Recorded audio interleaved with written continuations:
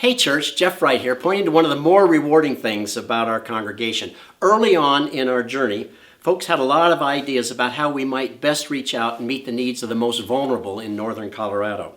Bill and Laura Stout were doing foster care, and Bill, seeing the need, came to the office and said we should start some kind of ministry for foster and adoptive families. We knew that ministries were more effective if they started from the bottom up rather than from the top down of the church's leadership. So we said to Bill, go for it. What do you need? How can we help? Bill and Laura laid the foundation for what a few years later became one of the signature ministries of our church, Kids at Heart. The Stouts and Ethan Dexter will tell you more. We were blessed in '98 with our daughter, Gable, who became our daughter, as a foster child for a year. And through that process, we learned, that fostering is very challenging because you never know if the child is going to stay with you or not. It's also just hard on a day-to-day basis because there's no real break. You can't just call the local neighborhood babysitter because there's rules about that. If you've ever cared for a newborn that's yours, that is what it's like when you have kids like this. It's 24/7. You don't get a break. You're exhausted all the time. Unless the person that they're doing the handoff to is essentially a trusted caregiver, a trusted provider.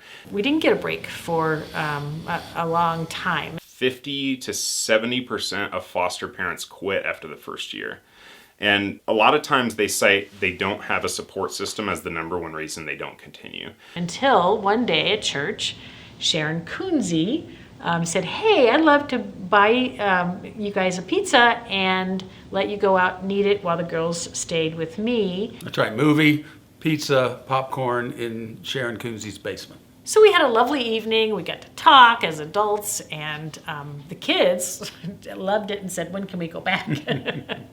Because they were tired of us too. 2.5 years after we first met Gable, we were able to legally adopt her. And then we had less commitments to things like meetings at court and meetings with birth family. And so we had a little bit of time on our hands and said, what could we do to help other people be foster parents or to be foster and adopt parents? And we came up with the idea that Sharon Kunze had developed for us of giving foster parents a little time away, knowing that their children were going to be well taken care of, loved even, while they weren't in their care. When Bill got the approval from Jeff to give a pitch for this program on a Sunday, we passed around a clipboard that said, anybody interested? And we came out with probably 50 names of people that were willing to help. And our very first Fandango was here. And we had all kinds of fun and silliness and served them pizza, and we were exhausted at the end of the night, but they had a great time, and the parents were saying, can we do this again, please? Yeah. And so out of that, the whole idea began to really snowball. But it wouldn't have happened if the congregation hadn't said yes. And that was a gift to the whole program too. At the heart, at the core of Kids at Heart, we are a respite organization. What we do is we take children and we take care of them while the caregivers get a break.